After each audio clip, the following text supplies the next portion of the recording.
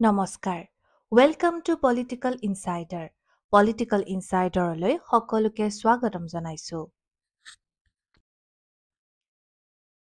মৰমৰ ছাত্ৰ-ছাত্ৰীসকল আজি পুনৰ মই এটা নতুন ভিডিঅ'লৈ তোমালোকৰ মাজলৈ আহিছো আজি আমি এই ভিডিঅ'টোত আলোচনা কৰিম উচ্চতৰ মাধ্যমিক প্ৰথম বৰ্ষৰ ৰাজনীতি বিজ্ঞানৰ অন্তৰ্গত ভাৰতীয় সংবিধানৰ সপ্তমটো অধ্যায় যুক্তৰাষ্ট্ৰীয়বাদ এই অধ্যায়ত আমি যুক্তৰাষ্ট্ৰীয়বাদ মানে কি ইয়াৰ বৈশিষ্ট্যবোৰ আৰু ভাৰতত যুক্তৰাষ্ট্ৰীয়বাদ কেনেকৈ কাম কৰে সেয়া বুজি পাম যদি ভিডিঅ'টো ভাল লাগে তেন্তে এটা লাইক কমেন্ট আৰু শ্বেয়াৰ কৰিবলৈ নাপাহৰিবা এতিয়া আমি যুক্তৰাষ্ট্ৰীয়বাদ সম্পৰ্কে আলোচনা কৰো যুক্তৰাষ্ট্ৰীয়বাদ এনে এক শাসন ব্যৱস্থা য'ত ৰাষ্ট্ৰখনৰ সমগ্ৰ ৰাজ্য ক্ষেত্ৰৰ ওপৰত এখন কৰ্তৃত্বশীল কেন্দ্ৰীয় চৰকাৰ থকাৰ উপৰিও ৰাষ্ট্ৰখনৰ কেইবাখনো চৰকাৰ থাকে এই যৌথ প্ৰশাসন ব্যৱস্থাটোকে যুক্তৰাষ্ট্ৰীয় চৰকাৰ বোলা হয় যুক্তৰাষ্ট্ৰীয়বাদৰ মূল লক্ষ্য হৈছে দেশখনৰ একতা ৰক্ষা কৰি বিভিন্ন স্তৰত শক্তিৰ সঠিক প্ৰয়োগ নিশ্চিত কৰা যুক্তৰাষ্ট্ৰীয়বাদৰ ধাৰণাটো আমি এটা উদাহৰণৰ সহায়ত যদি বুজিবলৈ চেষ্টা কৰো তেনেহলে আমি ক'ব পাৰো যে ধৰা হল এটা ঘৰ আছে আৰু ঘৰৰ প্ৰতিটো পৰিয়ালৰ নিজৰ নিজৰ কাম-কাজৰ ক্ষেত্ৰ আছে কিন্তু কিছুমান মূল নীতি নিয়ম সকলোৱে একেটা নিয়মেই মানি চলিব লাগে ঠিক সেইদৰে যুক্তৰাষ্ট্ৰীয়বাদৰ ক্ষেত্ৰত কেন্দ্ৰীয় চৰকাৰ আৰু ৰাজ্যিক চৰকাৰৰ নিজ নিজ অধিকাৰ থাকে কিন্তু তেওঁলোকে একে সময়তে সংবিধানৰ অধীনত কাম কৰি দেশখনৰ শান্তি আৰু একতা বজাই ৰাখে এই যুক্তৰাষ্ট্ৰীয়বাদৰ ধাৰণাটো 1787 চনত মাৰ্কিন যুক্তৰাষ্ট্ৰ প্ৰতিষ্ঠা হোৱাৰ পৰা আৰম্ভ হোৱা বুলি ক'ব পাৰি যুক্তৰাষ্ট্ৰ হৈছে সৰু সৰু ৰাষ্ট্ৰবোৰৰ মিলিত হৈ তৈয়াৰ কৰা এটা সংস্থা য'ত মিলিত ৰাষ্ট্ৰবোৰে মিলিত স্বতন্ত্ৰতা অক্ষুণ্ণ ৰাখি উমৈহতীয়া উদ্দেশ্যত একত্ৰিত হয় আশা কৰিছো এতিয়া তোমালোকে যুক্তৰাষ্ট্ৰীয়বাদৰ ধাৰণাটো নিশ্চয় বুজি পাইছা পৰীক্ষাটো প্ৰশ্নবোৰ এনেধৰণেই আহে কেতিয়াবা 2 বা কেতিয়াবা 4 যে যুক্তৰাষ্ট্ৰীয়বাদ বুলি ক'লে তোমালোকে কি বুজা এতিয়া আমি চাও যুক্তৰাষ্ট্ৰৰ বৈশিষ্ট্যসমূহ যুক্তৰাষ্ট্ৰৰ প্ৰথমটো আৰু প্ৰধান বৈশিষ্ট্য হ'ল দুই ধৰণৰ শাসন ব্যৱস্থা যুক্তৰাষ্ট্ৰত সাধাৰণতে দুই ধৰণৰ শাসন ব্যৱস্থা দেখিবলৈ পোৱা যায় এটা হৈছে ৰাষ্ট্ৰীয় স্তৰত আৰু আনটো হৈছে আঞ্চলিক স্তৰত ভাৰতবৰ্ষত ৰাষ্ট্ৰীয় স্তৰত কেন্দ্ৰীয় চৰকাৰ আৰু আঞ্চলিক স্তৰত ৰাজ্যিক চৰকাৰ আছে দ্বিতীয়তে দুই ধৰণৰ পৰিচয় যুক্তৰাষ্ট্ৰত সাধাৰণতে দুই ধৰণৰ পৰিচয় থাকে যিখন ৰাষ্ট্ৰত বাস কৰে সেই ৰাষ্ট্ৰখনৰ আৰু যিটো অঞ্চলত বাস কৰে সেই অঞ্চলৰ সেয়েহে আমেৰিকা যুক্তৰাষ্ট্ৰত দ্বি-নাগৰিকত্বৰ ব্যৱস্থা প্ৰৱৰ্তন কৰিছে তৃতীয়টো লিখিত সংবিধান যুক্তৰাষ্ট্ৰত লিখিত সংবিধান থাকে যিহেতু ইয়াত দুই ধৰণৰ শাসন ব্যৱস্থা থাকে অৰ্থাৎ ৰাষ্ট্ৰীয় আৰু আঞ্চলিক চৰকাৰ থাকে সেয়েহে চৰকাৰ দুখনৰ ক্ষমতাবোৰ বণ্টন অৰ্থাৎ ক্ষমতাবোৰ কাক কেনেদৰে দিয়া হ'ব সেই সকলোবোৰ কথা সংবিধানত লিপিবদ্ধ থাকে যাতে কেন্দ্ৰীয় আৰু আঞ্চলিক চৰকাৰসমূহৰ মাজত কোনো ধৰণৰ বিবাদৰ সৃষ্টি নহয় 4 নম্বৰত থকা বৈশিষ্ট্য হ'ল নিৰপেক্ষ ন্যায়ালয় যুক্তৰাষ্ট্ৰত দুই ধৰণৰ চৰকাৰ থাকে ইতিমধ্যে আমি গমেই পাইছো এটা কেন্দ্ৰীয় চৰকাৰ আৰু আনটো ৰাজ্যিক চৰকাৰ এই চৰকাৰ দুখনৰ মাজত হোৱা বিবাদ নিষ্পত্তি কৰাৰ বাবে এখন নিৰপেক্ষ ন্যায়ালয় থাকে যেহেতু তোমালোকে পৰৱৰ্তী সময়ত বুজি পাবা যে যুক্তৰাষ্ট্ৰীয়বাদৰ ব্যৱস্থাত কেন্দ্ৰীয় চৰকাৰ কিছু অধিক ক্ষমতাশালী হয় সেয়েহে নিৰপেক্ষ ন্যায়ালয় অতিকৈ প্ৰয়োজন কাৰণ যদি নিৰপেক্ষ ন্যায়ালয় নাথাকে তেনেহলে যিকোনো বিবাদত সদায় কেন্দ্ৰীয় চৰকাৰ জয়ী হোৱাৰ সম্ভাৱনাই প্ৰধান কিন্তু যেহেতু যুক্তৰাষ্ট্ৰীয়বাদত সদায় গুৰুত্ব দিয়া হয় নিৰপেক্ষ ন্যায়ালয় যাতে এই ধৰণৰ বিবাদ হলে নিষ্পত্তিসমূহ নিৰপেক্ষভাৱেই হয় আৰু যিসকলে দুখ কৰিছে তেওঁলোকেই যাতে দোষী হিচাপে সাব্যস্ত হয় আৰু সেইদৰে ভাৰতবৰ্ষৰ ক্ষেত্ৰত এনে বিবাদ মীমাংসা কৰাৰ বাবে উচ্চতম ন্যায়ালয়ক দায়িত্ব অৰ্পণ কৰা হৈছে আমি যুক্তৰাষ্ট্ৰীয়বাদ কি বুজিলো যুক্তৰাষ্ট্ৰীয়বাদৰ বৈশিষ্ট্য কিছুমানো বুজিলো এতিয়া আমি তোমালোকৰ কিতাপতো এই টপিকটো দিয়া আছে নিশ্চয় গম পাবা যে এতিয়া আমি জানিম যুক্তৰাষ্ট্ৰবাদে কেনেদৰে ভিন্নতাৰ বাসস্থানক নিশ্চিত কৰে ইতিমধ্যে গমেই পাইছা যুক্তৰাষ্ট্ৰীয়বাদ মানে বিভিন্ন ধৰণৰ সৰু সৰু আঞ্চলিক বা ৰাজ্যিক চৰকাৰ কিছুমান থাকে লগতে কেন্দ্ৰীয় চৰকাৰো থাকে আৰু যুক্তৰাষ্ট্ৰীয় ব্যৱস্থাত ৰাষ্ট্ৰখন ভৌগোলিক ক্ষেত্ৰতো কিছু বহল হয় গতিকে এনে ক্ষেত্ৰত বিভিন্ন ধৰণৰ জাতি, ধৰ্ম, বৰ্ণৰ লোকসকলে একেলগে বসবাস কৰে। তাৰ পিছতো কিন্তু যুক্তৰাষ্ট্ৰবাদে এনেধৰণৰ ব্যৱস্থা কৰি দিছে যাতে এই সকলো ভিন্নতাৰ মাজতো মানুহে একতাৰ মাজত থাকিব পাৰে। যুক্তৰাষ্ট্ৰবাদে ভিন্নতাৰ বাসস্থানক নিশ্চিত কৰে। যুক্তৰাষ্ট্ৰ হ'ল সৰু সৰু ৰাষ্ট্ৰবোৰ মিলিত হৈ গঠিত হোৱা এটা সংস্থা, য'ত ভিন্ন ভাষা, ভাষী, সংস্কৃতি, জাতি, গোষ্ঠী, ধৰ্ম, সম্প্ৰদায়ৰ লোক একত্ৰিত হৈ থাকে। কিন্তু এনে ভিন্নতাৰ মাজতো এখন ৰাষ্ট্ৰৰ অধীনত একেলগে সহবাস কৰাৰ মূলতে হৈছে জনসাধাৰণৰ মাজত থকা বিশ্বাস, সহযোগিতা, পাৰস্পৰিক শ্ৰদ্ধা আদি। কিন্তু এইকেইটাৰ অভাৱ ঘটিলে ভিন্নতাৰ বাসস্থান কেতিয়াও নিশ্চিত হ'ব নোৱাৰে। যুক্তৰাষ্ট্ৰ গঢ় লৈ উঠা অঞ্চলসমূহৰ স্বশাসনেও অনৈক্যৰ মাজত ঐক্যৰ সৃষ্টি কৰে। স্বশাসনৰ অৰ্থ হৈছে যে যিবিলাক অঞ্চল আছে বা ৰাজ্য আছে তেওঁলোকক স্বশাসন কৰাৰ অধিকাৰ দিয়া হৈছে। তেওঁলোকে নিজৰ নীতি নিয়মেৰে নিজৰ ৰাজ্য বা নিজৰ অঞ্চলটো শাসন কৰিব পাৰে। দুই ধৰণৰ চৰকাৰৰ সহযোগিতাপূৰ্ণ মনোভাৱেৰে সম্পৰ্ক ৰক্ষা কৰি সকলো নাগৰিকৰ প্ৰতি সন্মান দৃষ্টি ৰাখিবলৈ প্ৰয়াস কৰে।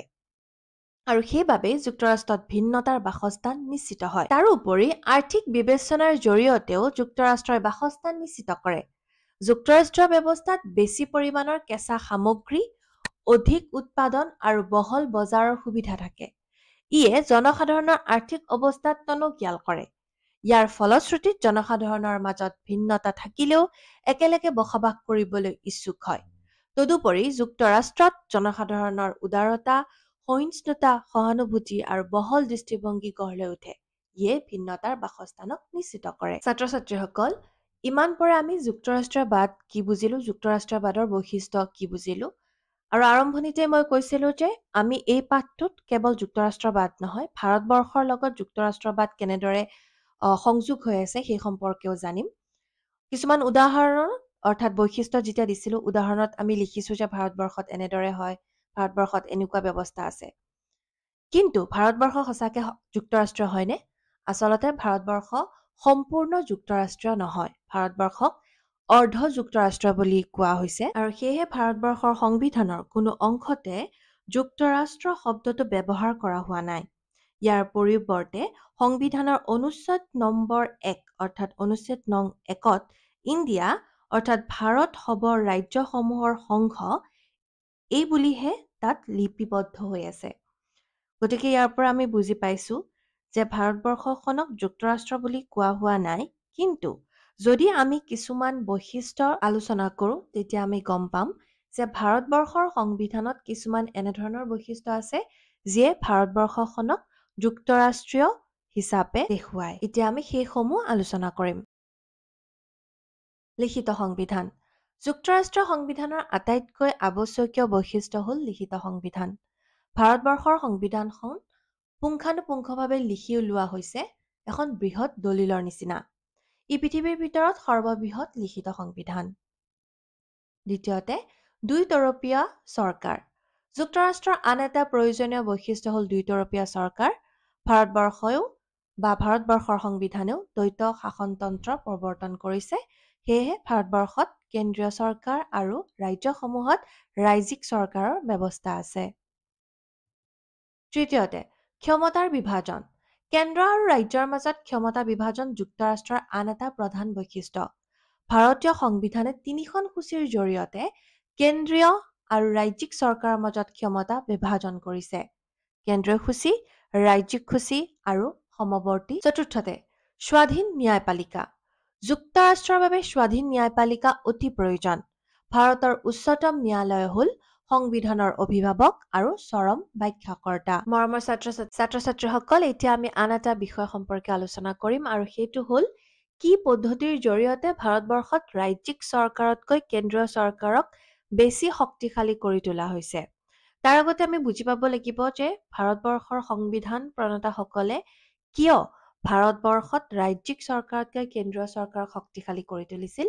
ইয়াৰ মূলতে আছিল, আমি ইতিমধ্যেই জানো যে ভাৰতবৰ্ষ এখন বৈচিত্ৰতাৰ মাজত ঐক্য থকা ৰাষ্ট্ৰ, অৰ্থাৎ ভাৰতবৰ্ষত বিভিন্ন জাতি, ধৰ্ম, বৰ্ণৰ লোকসকলে বাস কৰি আহিছে। তাৰোপৰি ভাৰতবৰ্ষখন বিভাজিত হৈছিল ধৰ্মৰ ওপৰত ভিত্তি কৰি। আনহাতে ভাৰতবৰ্ষত যেতিয়া ব্ৰিটিছসকলে শাসন কৰি আছিল তেওঁলোকৰ শাসনৰ লাভ হ'বৰ বাবে ভাৰতবৰ্ষৰ ৰজাসকলৰ বাবে কিছুমান প্ৰদেশ গঠন কৰাইছিল আৰু সেই প্ৰদেশসমূহ প্ৰায় 500তকৈ অধিক আছিল। সেয়েহে স্বাধীনতা লাভ কৰাৰ পাছত যাতে বিভিন্ন জাতি ধৰ্ম গোষ্ঠীৰ লোকসকল তথা এই প্ৰদেশসমূহক একগোট কৰি এখন শান্তিপূৰ্ণ ভাৰতবৰ্ষ পৰিচালনা কৰিব পাৰে তাৰ বাবেই কেন্দ্ৰীয় চৰকাৰক অধিক শক্তিশালী কৰি তোলা হৈছিল। এতিয়া আমি চাওঁ আহা কোনবোৰ পদ্ধতি ইয়াত অন্তৰ্ভুক্ত কৰা হৈছে যাৰ জৰিয়তে কেন্দ্ৰীয় চৰকাৰ অধিক। প্ৰথমটো হ'ল নতুন ৰাজ্যৰ সৃষ্টি। ভাৰতবৰ্ষৰ সংবিধানে কোনো ৰাজ্য ভাঙি নতুন ৰাজ্যৰ সৃষ্টি বা কেইখনমান ৰাজ্য লগাই এখন ৰাজ্য গঠন কৰাৰ দায়িত্ব কেন্দ্ৰীয় সংসদৰ ওপৰত ন্যস্ত কৰি কেন্দ্ৰক শক্তিশালী কৰিছে। দ্বিতীয়তে সংবিধানৰ জৰুৰী ব্যৱস্থাৱলী। ভাৰতবৰ্ষৰ সংবিধানে ৰাষ্ট্ৰপতিৰ হাতত জৰুৰী ক্ষমতা প্ৰদান কৰি ইয়াৰ একাত্মক ৰূপ প্ৰতিফলিত কৰিছে। সংবিধানৰ ৩৫২ নং অনুচ্ছেদ অনুসৰি ৰাষ্ট্ৰপতিয়ে বাহ্যিক আক্ৰমণ নাইবা আভ্যন্তৰীণ বিশৃংখলতাৰ বাবে জাতীয় জৰুৰী অৱস্থা ঘোষণা কৰিলে কেন্দ্ৰীয় সংসদে ৰাজ্যিক সূচীভুক্ত যিকোনো বিষয়ৰ ওপৰত আইন প্ৰণয়নৰ অধিকাৰ লাভ কৰে আৰু ভাৰতীয় সংবিধান সম্পূৰ্ণ একাত্ম সংবিধানত পৰিণত হয়। তৃতীয়তে ৰাজ্যসমূহৰ বাবে ৰাজ্যপালৰ নিযুক্তি। ভাৰতৰ ৰাজ্যসমূহৰ সাংবিধানিক মুৰব্বী হ'ল ৰাজ্যপাল। কিন্তু এই ৰাজ্যপাল গৰাকীক সেই ৰাজ্যৰ নাগৰিকসকলে নিযুক্তি নিদিয়ে বা ভোটাধিকাৰৰ ব্যৱস্থাৰ জৰিয়তেও তেওঁলোকে নিৰ্বাচন নকৰে। এই সমস্ত দায়িত্ব থাকে ভাৰতৰ ৰাষ্ট্ৰপতিৰ হাতত। সেয়ে ভাৰতৰ ৰাষ্ট্ৰপতিয়ে ৰাজ্যৰ ৰাজ্যপালসকলক নিযুক্তি দিয়ে আৰু তেওঁৰ সন্তুষ্টিৰ ওপৰত ৰাজ্যপালসকলৰ কাৰ্যকাল নিৰ্ভৰ কৰে। অৰ্থাৎ কেন্দ্ৰীয় চৰকাৰৰ হাতত ৰাজ্যপালৰ নিযুক্তি সম্পূৰ্ণৰূপে নিৰ্ভৰ কৰে যিগৰাকী ৰাজ্যপাল এখন ৰাজ্যৰ মুৰব্বী। সেয়েহে ইয়াৰ জৰিয়তে আমি বুজি পাওঁ যে ৰাজ্য চৰকাৰতকৈ কেন্দ্ৰীয় চৰকাৰ অধিক শক্তিশালী। চতুৰ্থতে সমূহীয়া সৰ্বভাৰতীয় সেৱাসমূহ। তোমালোকে ইতিমধ্যে যদি ৰাজনীতি বিজ্ঞান পঢ়ি আছা বহুতৰে সপোন নিশ্চয় আছে যে তোমালোকে সৰ্বভাৰতীয় সেৱাসমূহত যোগদান কৰিবা আৰু এই যে পৰীক্ষাসমূহ এই পৰীক্ষাসমূহ কোনে পাতে? এই পৰীক্ষাসমূহ আচলতে কেন্দ্ৰীয় চৰকাৰৰ হাতত থাকে, কোনো ৰাজ্য চৰকাৰৰ হাতত নাথাকে। কিন্তু ইয়াৰ পৰা বাছনি হৈ যিসকল প্ৰাৰ্থী ওলাই আহে তেওঁলোকে নিজৰ কাৰ্য নিৰ্বাহ কৰে একোখন ৰাজ্যত। গতিকে ইয়াত আমি লিখিব পাৰোঁ যে সমূহীয়া সৰ্বভাৰতীয় সেৱাসমূহৰ জৰিয়তে বাছনি কৰা ভাৰতীয় প্ৰশাসনীয় সেৱা, ভাৰতীয় আৰক্ষী সেৱা আদিৰ লোকসকলক ৰাজ্যৰ উচ্চ স্থানীয় প্ৰশাসনিক পদবীবোৰত নিয়োগ কৰা ব্যৱস্থাই ভাৰতীয় সংবিধানৰ একাত্মক স্বৰূপ ওলাই পৰিছে। এই অধ্যায়টোৰ আন এটা গুৰুত্বপূৰ্ণ প্ৰশ্ন হ'ল অৱশিষ্ট ক্ষমতা মানে কি? অৱশিষ্ট ক্ষমতা হৈছে সেই ক্ষমতাসমূহ যিবোৰ বিশেষভাৱে কেন্দ্ৰীয় বা ৰাজ্যিক চৰকাৰৰ মাজত ভাগ কৰা হোৱা নাই। সংবিধানত কিছুমান ক্ষমতা কেন্দ্ৰীয় চৰকাৰক যেনে বিদেশ নীতি, ৰাষ্ট্ৰীয় ৰক্ষা আৰু কিছুমান ক্ষমতা ৰাজ্যিক চৰকাৰক যেনে পুলিচ, স্থানীয় চৰকাৰ স্পষ্টভাৱে দি দিয়া থাকে। কিন্তু কিছুমান নতুন বা বিশেষ ক্ষেত্ৰৰ ওপৰত ক্ষমতা সংবিধানত উল্লেখ নথকাৰ বাবে তাৰ ওপৰত কেৱল কেন্দ্ৰীয় চৰকাৰৰ অধিকাৰ থাকে আৰু এই ক্ষমতাসমূহকে অৱশিষ্ট ক্ষমতা বোলা হয়। ভাৰতত এই অৱশিষ্ট ক্ষমতা কেন্দ্ৰীয় চৰকাৰে বজাই ৰাখে। অৰ্থাৎ যিকোনো নতুন বা সংবিধানত উল্লেখ নথকা ক্ষেত্ৰ সিদ্ধান্ত লোৱাৰ ক্ষমতা কেন্দ্ৰীয় চৰকাৰে পায়। উদাহৰণস্বৰূপে ইণ্টাৰনেট বা ডিজিটেল প্ৰযুক্তি যেতিয়া নতুন আছিল তেতিয়া ইয়াৰ ওপৰত কোনো স্পষ্ট নীতি নাছিল। এই ক্ষেত্ৰত এই অৱশিষ্ট ক্ষমতা কেন্দ্ৰীয় চৰকাৰে ব্যৱহাৰ কৰি নতুন আইন আৰু নীতি প্ৰণয়ন কৰিছিল বা কৰি আছে। গতিকে এয়া হ'ল অৱশিষ্ট ক্ষমতা। ছাত্ৰ ছাত্ৰীসকল এতিয়া আমি আন এটা গুৰুত্বপূৰ্ণ বিষয় সম্পৰ্কে আলোচনা কৰিম আৰু সেইটো হ'ল ভাৰতীয় সংবিধানৰ অযুক্তৰাষ্ট্ৰীয় বৈশিষ্ট্যসমূহ। প্ৰথমটো বৈশিষ্ট্য হ'ল সংবিধানৰ প্ৰাধান্য। যুক্তৰাষ্ট্ৰত সংবিধানক দেশৰ আইন বুলি কোৱা হয় যদিও ভাৰতীয় সংসদে মূল গাঁথনিৰ বাহিৰে সকলো অংশ সংশোধন কৰিব পাৰে। গতিকে ভাৰতত সংবিধানৰ পৰিৱৰ্তে সংসদৰ ওপৰত অধিক প্ৰাধান্য দিয়া হৈছে। ইয়াক ভাৰতীয় সংবিধানৰ এটা অযুক্তৰাষ্ট্ৰীয় বৈশিষ্ট্য বুলি ক'ব পাৰি। দ্বিতীয়তে হ'ল এক নাগৰিকত্ব বা একক নাগৰিকত্ব। যুক্তৰাষ্ট্ৰত দ্বি-নাগৰিকত্বৰ ব্যৱস্থা থাকে। ভাৰতৰ সংবিধানে দেশৰ নাগৰিকসকলক দ্বি-নাগৰিকত্ব প্ৰদান কৰা নাই। সেয়েহে ভাৰতীয়সকলে নিজকে কেৱল ভাৰতীয় বুলিহে পৰিচয় দিয়ে। তৃতীয়তে অংগৰাজ্যৰ মৰ্যাদাৰ অসমতা। এখন যুক্তৰাষ্ট্ৰৰ অংগৰাজ্যবোৰে যি মৰ্যাদা ভোগ কৰে, ভাৰতৰ যুক্তৰাষ্ট্ৰীয় ব্যৱস্থাত অংগৰাজ্যসমূহে সেই মৰ্যাদা ভোগ কৰা নাই। চতুৰ্থতে, ৰাজ্যসমূহৰ বাবে ৰাজ্যপালৰ নিযুক্তি।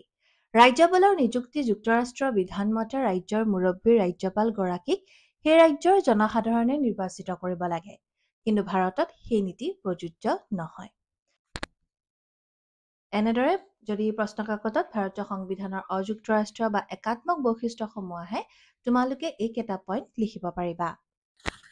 ছাত্ৰ-ছাত্ৰীসকল, এইখিনিতে আজি এই যুক্তৰাষ্ট্ৰবাদ অধ্যায়টো শেষ কৰিলোঁ। আশা কৰিছোঁ তোমালোক ইয়াৰ পৰা লাভান্বিত হ'বা আৰু ইয়াৰ ওপৰত ভিত্তি কৰি যদি কোনো ধৰণৰ প্ৰশ্ন থাকে, তোমালোকে কমেণ্টৰ জৰিয়তে মোক কৰিব পাৰিবা। মই চেষ্টা কৰিম উত্তৰসমূহ দিবৰ বাবে। আজিলৈ ইমানতে এৰিছোঁ। ধন্যবাদ।